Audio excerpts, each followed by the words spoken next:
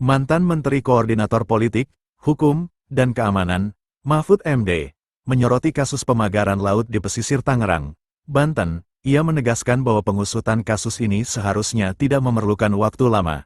Menurutnya, dalam waktu seminggu, pihak terkait sudah bisa menentukan adanya kesalahan dalam penerbitan hak guna bangunan, HGB, di atas laut tersebut. Mahfud juga mendorong Menteri Kelautan dan Perikanan, Sakti Wahyu Trenggono, untuk tidak takut mengungkap pihak-pihak yang terlibat dan bertanggung jawab dalam kasus ini. Ia menilai bahwa proses internal di Kementerian Kelautan dan Perikanan, KKP, seharusnya dapat menyimpulkan kesalahan dalam waktu singkat. Selain itu, Mahfud mempertanyakan sikap aparat penegak hukum yang dinilai kurang tegas dalam menangani kasus ini. Ia menekankan pentingnya tindakan tegas untuk menjaga marwah institusi dan mencegah terjadinya kolusi serta korupsi. Pertama itu kan ada sertifikat yang sudah diumumkan ilegal. Nah, sertifikat yang ilegal itu kan dikeluarkan oleh siapa, tanggal berapa, pejabatnya siapa. Itu aja panggil dulu. Kenapa kamu mengeluarkan ini? Atas suruhan atasan, atau atas kolusi bawahan, atau dia ikut kolusi. Nanti akan ketahuan kok itu. Karena ada dokumen-dokumen pendukung ketika sebuah sertifikat dibatalkan. Apalagi ini yang dibatalkan ratusan. Itu kan gampang sih. Lalu kemudian pelaku pemagaran, ya betul Pak Trenggono ya sulit ngambil tindakan. Nah kalau gitu serahkan aja ke penyidik Polri, karena kan di KKP itu ada penyidik PNS, lalu ada juga di dalam hukum itu penyidik Polri, kejaksaan gitu. Serahkan ke situ, itu ada pelanggaran, tolong siapa yang pemagaran itu, yang lakukan pemagaran itu kan ada orangnya yang ngaku bahwa ini sudah masyarakat, dia sudah menemui nelayan, panggil dia, wajib dia hadir, dipanggil oleh hukum. Kamu masyarakat siapa yang kamu temui bahwa itu swadaya, lalu diusut dari situ. Menurut saya sih tidak sulit sih gitu, tapi ini selama ini kok saling lempar badan ya. Saya selalu mengatakan gini, menteri itu, apakah itu Pak Hadi Cahyanto, apakah AHY atau Sofyan Jalil, tidak usah takut kalau dia tidak sengaja melakukan pelanggaran itu. Itu kan ada delegasi kewenangan di dalam hukum tata negara itu. Ini kewenangan dan tanggung jawab ini atas delegasi dari menteri ini, kan gitu. Kalau dia tidak melakukan, tidak usah takut, katakan aja, tidak usah saling menghindar, serahkan. Yang tepat itu Nusron Wahid, bagus tuh. Langsung dia bilang itu ilegal gitu. Dia tidak terlibat gitu. Tetapi pasti ada yang terlibat, sampai ada 263 sertifikat ilegal baru di situ, baru di tempat yang Tangerang itu, belum di daerah-daerah lain di Indonesia. Nah kalau kita mau tertib dan mau aman negara ini, ya ini supaya ditindaklanjuti secara hukum pidana gitu, bukan teknis administrasi. Teknis administrasi terebutan semua datang ke pemagaran itu, ada yang ingin memaki-maki, ada yang langsung membongkar rame-rame gitu. Dulunya enggak ada yang mau gitu, baru sesudah presiden memerintahkan lalu rame-rame gitu. Apa perlunya begitu? Sebenarnya satu institusi aja asal efektif gitu, Cindy. Oke, Prof, tapi kan polisi bilang masih menunggu investigasi dulu dari KKP. Emang harus birokrasi seperti itu atau sebenarnya polisi bisa langsung aja mengusut? Bisa. Begini, di dalam KUHP itu disebut penyidik utama itu adalah Polri.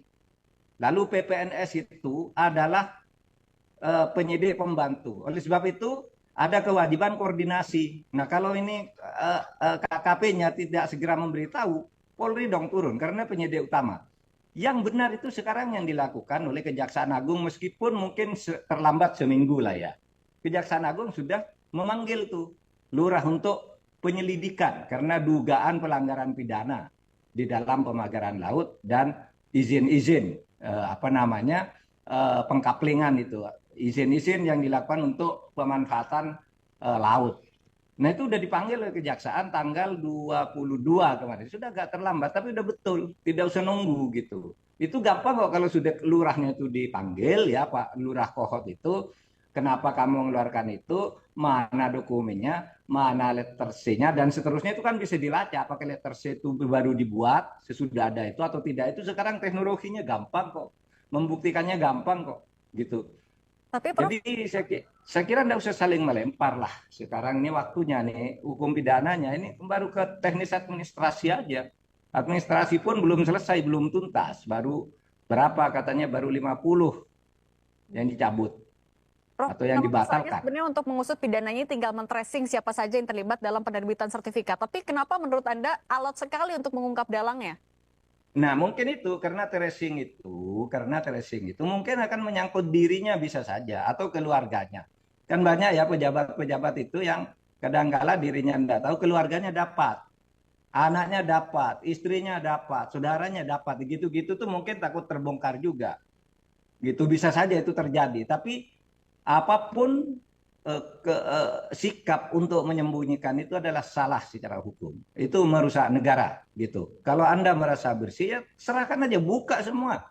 Kasih tuh KKP, ATR, BTN, kasih ke polisi, kejaksaan, Pak, tolong ini nih, salah ini, tolong Bapak sidik gitu. Gitu.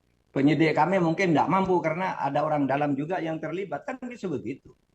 Hukum membuka itu dan membunyikan itu. Saya ingin mengingatkan ya, hak guna bangunan di perairan laut, perairan pesisir itu sudah dilarang oleh Undang-Undang Nomor 1 Tahun 2014 sesuai dengan putusan MK Nomor 3 Tahun 2010.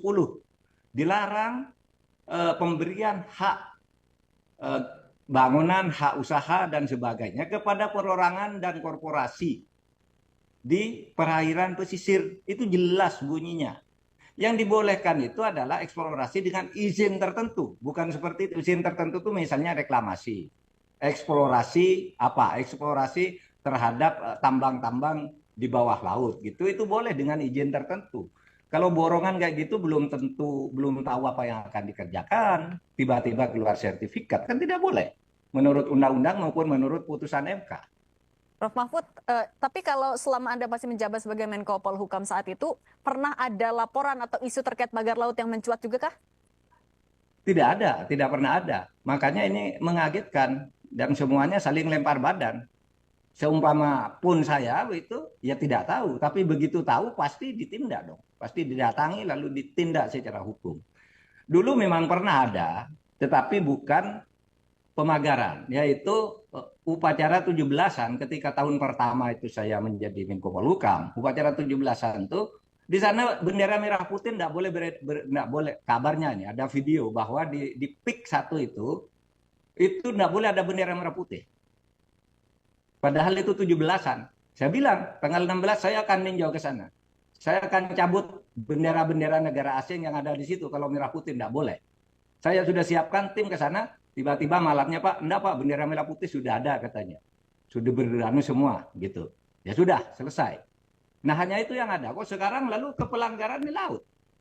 Yang saya katakan tadi tentang bendera merah putih itu dulu ramai di media. Sehingga saya bentuk tim, besok saya akan ke sana. Saya sudah bentuk sekian orang, ayo ikut saya. Besok kita cabut sama-sama. Kita ganti dengan bendera merah putih. Begitu saya waktu itu tahun 2020 bulan Agustus.